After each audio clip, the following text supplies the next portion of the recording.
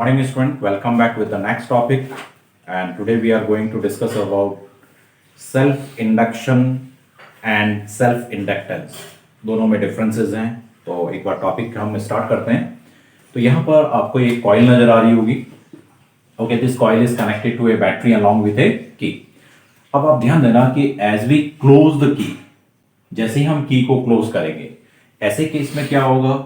The current through the coil it starts rising from 0 to its peak value. मतलब current change होगी. पहले current कितनी थी? 0. अब जैसे कि क्लोज कर रहे हैं करंट चेंज हो रही है, and because of that changing current magnetic flux link with the coil changes and magnetic flux also increases. जैसे जैसे करंट बढ़ेगी मैग्नेटिक फ्लक्स भी इंक्रीज होगा. Means flux through the coil is changing, and we know that whenever flux through any coil changes, induced EMF produces in the coil, and that induced EMF opposes the cause that produced it. अब आप ध्यान देना, इस changing flux के कारण इस coil के दोनों एंड्स के अक्रॉस एक इंड्यूस्ड ईएमएफ डेवलप होगा. अब क्वेश्चन ये उठता है कि उस इंड्यूस्ड ईएमएफ की पोलैरिटी किस तरह से हम फाइंड आउट कर सकते हैं कि वो जो इंड्यूस्ड ईएमएफ है that opposes the cause that produced it. यहां ये करंट के बढ़ने के कारण इंड्यूस्ड ईएमएफ प्रोड्यूस हो रहा है. तो यहां पर आप ध्यान देना कि जो इंड्यूस्ड ईएमएफ प्रोड्यूस होगा, उस इंड्यूस्ड ईएमएफ की ये जो एंड है वो पॉजिटिव पोलैरिटी का होगा और ये जो एंड है वो नेगेटिव पोलैरिटी का होगा. Only in that case it opposes the rising current. उस केस में ये राइजिंग करंट को अपोज कर सकता है. और इस इंड्यूस्ड ईएमएफ को हम बैक ईएमएफ भी बोल सकते हैं. बैक ईएमएफ क्यों बोलते हैं? क्योंकि ये अप्लाइड ईएमएफ को अपोज कर रहा है या चेंज को अपोज कर रहा है, इसलिए हम इसको कई बार बैक ईएमएफ भी बोलते हैं. ओके, अब आप ध्यान देना, और इस जो प्रॉपर्टी है इसको हम इनर्शियल प्रॉपर्टी भी हम बोलते हैं. इनर्शियल प्रॉपर्टी क्यों? क्योंकि यहां पर आप ध्यान देना कि फ्लक्स चेंज होने के कारण इसके अक्रॉस एक इंड्यूस्ड ईएमएफ डेवलप हो रहा है, उसके कारण इंड्यूस्ड करंट प्रोड्यूस होगी, and that induced current opposes the cause. यानी कि जैसे हम बात करते हैं ना इनर्शिया के केस में, if a body is at rest it try to remain at rest, if it is in motion it try to remain in motion. तो सिमिलरली ये अपनी स्टेट को चेंज करने को अपोज कर रही है थ्रू इंड्यूस्ड ईएमएफ और current. Okay, and this phenomena is called self induction. यानी कि करंट उसी कॉइल में चेंज हो रही है, इंड्यूस्ड ईएमएफ भी उसी कॉइल में प्रोड्यूस हो रहा है. इस फिनोमेना को हम क्या नाम देते हैं? Self induction.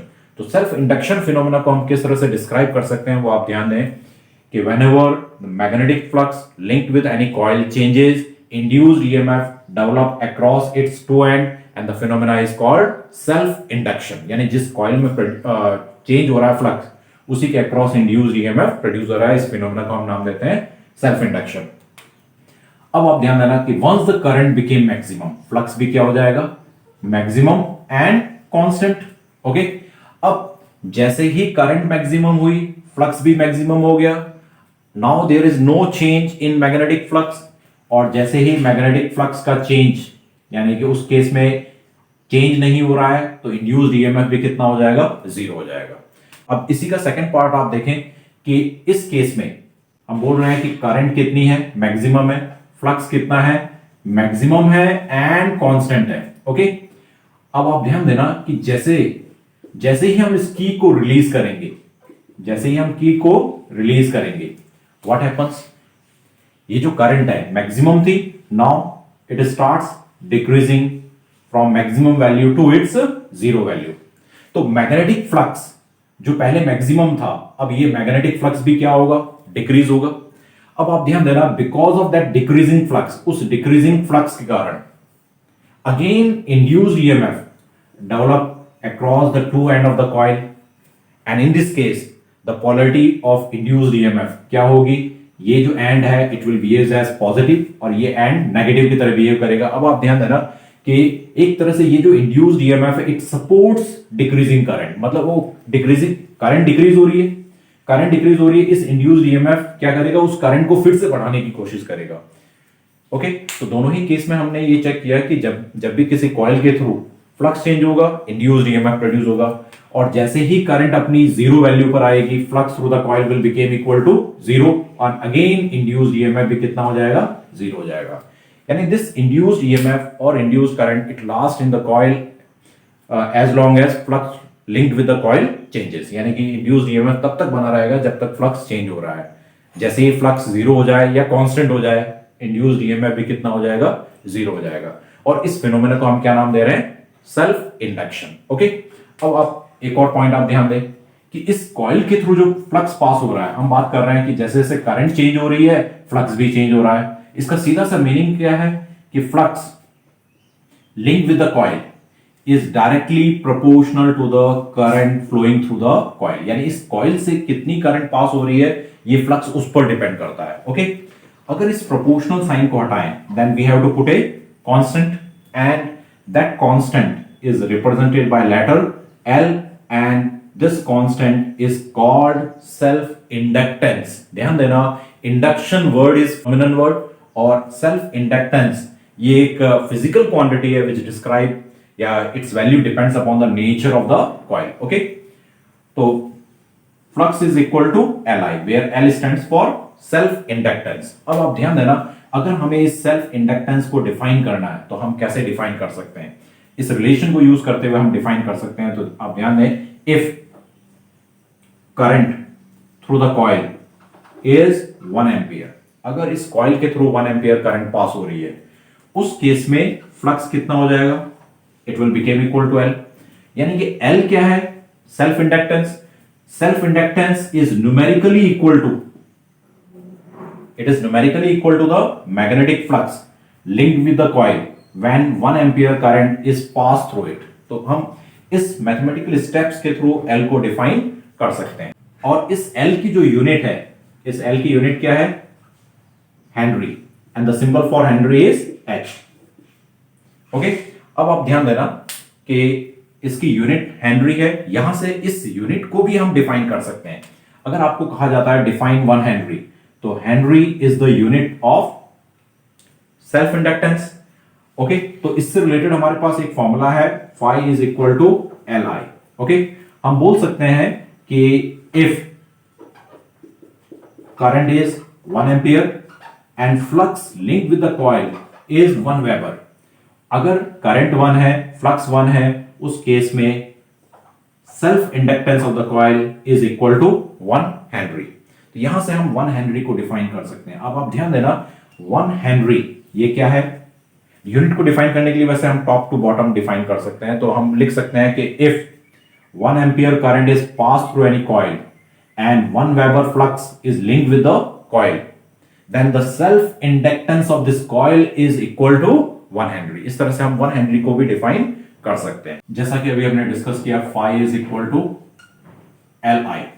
Okay, and according to Faraday law of electromagnetic induction, induced EMF is equal to minus of d phi by dt। Okay, means induced EMF can be expressed as minus of d by dt of phi which is equal to Li।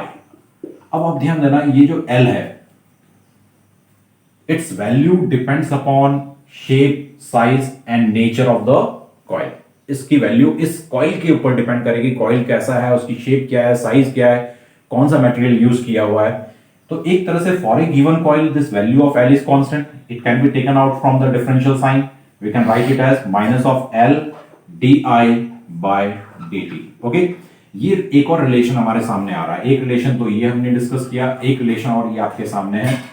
और अब आप ध्यान देना, हम चाहें तो self inductance को इस रिलेशन के थ्रू भी डिफाइन कर सकते हैं। जब भी किसी कांस्टेंट को डिफाइन करना है तो इसके साथ में लिखी हुई टर्म को यूनिट मान लेते हैं। If di by dt is 1 ampere per second, अगर ये जो वैल्यू है ये 1 एम्पियर पर सेकेंड है, ये किसको रिप्रेजेंट कर रहा है, ये रिप्रेजेंट कर रहा है rate of change of current through the coil, यानी अगर करंट चेंज हो रही है eight the rate of 1 ampere per second. Okay, उस केस में आप चेक कर सकते हैं हमारा रिलेशन क्या कह रहा है, the induced EMF will become equal to minus of L। Negative sign को हम इग्नोर कर सकते हैं क्योंकि ये उसके डायरेक्शन को, उसकी पोलैरिटी को रिप्रेजेंट कर रहा है। तो यहां से हम सेल्फ इंडक्टेंस को फिर से डिफाइन कर सकते हैं। अब आप ध्यान देना, इसको भी हम चाहें तो टॉप टू बॉटम और बॉटम टू टॉप ऑर्डर में हम डिफाइन कर सकते हैं। अब अगर कांस्टेंट को जब डिफाइन करना है, किसी क्वांटिटी को डिफाइन करना है, तो बेटर है कि हम नीचे से ऊपर की तरफ बढ़े। तो self inductance of a coil can be defined as induced EMF produced in the coil. Yeah, it is numerically equal to the induced EMF in the coil when current through the coil changes at the rate of 1 ampere per second. इस तरह से हम self inductance को define कर सकते हैं। जैसा हमने बात की कि सेल्फ इंडक्टेंस की यूनिट क्या है, Henry, and the symbol for Henry is H। इस रिलेशन को यूज करते हुए हम फिर से हेनरी को भी डिफाइन कर सकते हैं। तो अब आप ध्यान देना, अगेन हमारे पास ये रिलेशन है। फिर से आप देखें कि as we know that E is equal to minus of L di by dt। Okay, अब आप देखें कि अगर di by dt is equal to 1 ampere per second and जब हमें यूनिट को डिफाइन करना है तो उस क्वांटिटी को छोड़कर बाकी जो भी क्वांटिटी है उनकी वैल्यू को यूनिट मान लें, 1 मान लें। तो अगर ये change in current 1 ampere per second है और इंड्यूस्ड ईएमएफ अगर 1 वोल्ट है, उस केस में अगर इसकी वैल्यू 1 है, इसकी वैल्यू 1 है, तो L की वैल्यू भी क्या हो जाएगी, उस केस में L की वैल्यू क्या हो जाएगी, 1 हेनरी। जब यूनिट को डिफाइन करना है ऊपर से नीचे की तरफ मूव करें तो हम आसानी से डिफाइन कर सकते हैं। अब आप ध्यान देना क्या स्टेटमेंट बनेगा कि if current through the coil changes at the rate of 1 ampere per second and an induced EMF of 1 volt develop across the two end, then the self inductance of the given coil is 1 Henry। इस तरह से हम 1 Henry को define कर सकते हैं। Okay, ये जो वैल्यू ऑफ L है ये किन किन फैक्टर्स पे डिपेंड करेगी? It depends upon shape, size, nature of the coil. इन तीनों फैक्टर्स पर ये डिपेंड करती है। तो नेक्स्ट टॉपिक इसी से रिलेटेड ले लेते हैं। नाउ सपोज ये एक सॉलिनॉइड है and having n number of turns,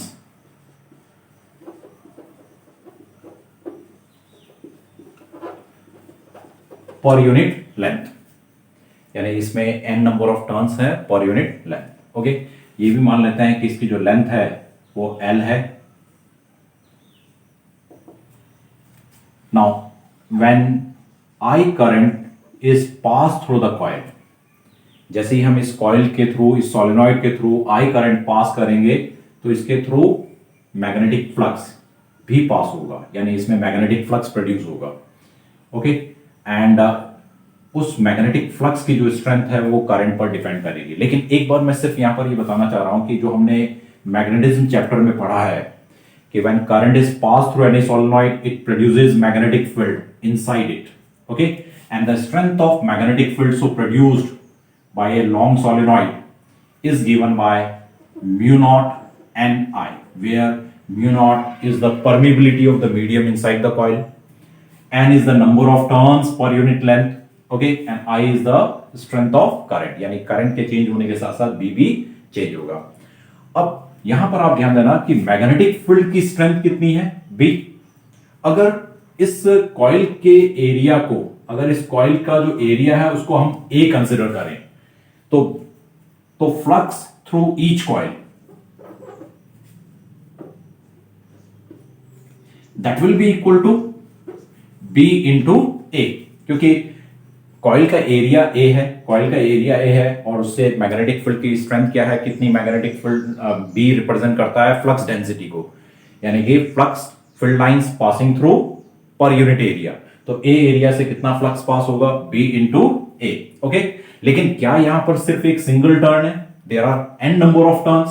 तो अगर हम टोटल फ्लक्स की बात करें तो total flux passing through the coil will be equal to total number of turns multiply by flux through each turn. Okay, तो अब आप ध्यान दें कि total flux through the coil is given by number of turns.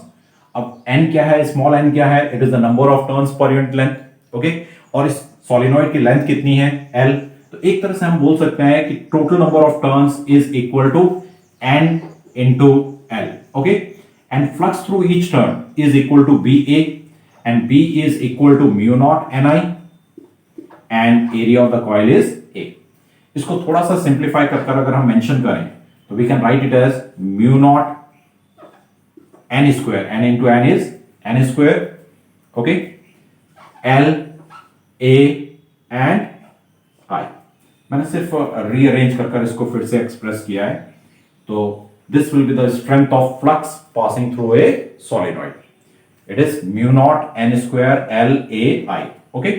Now, as per the concept of self-induction phenomena, we know that flux through the coil is directly proportional to current through the coil. Okay. And proportional sign जब हटाते हैं, then we have to put a constant, and that constant is called self-inductance of the coil. Okay. तो by equating equation number first and equation number second, we can write L, अगर हम इन दोनों को compare करें तो L is equal to mu naught n square L A, mu naught n square L A. ये जो n है, it is the number of turns per unit length, and this n is equal to n by L, number of turns per unit length. तो हम चाहें तो इसको replace कर सकते हैं, तो हम इसको एक और तरीके से एक्सप्रेस कर सकते हैं।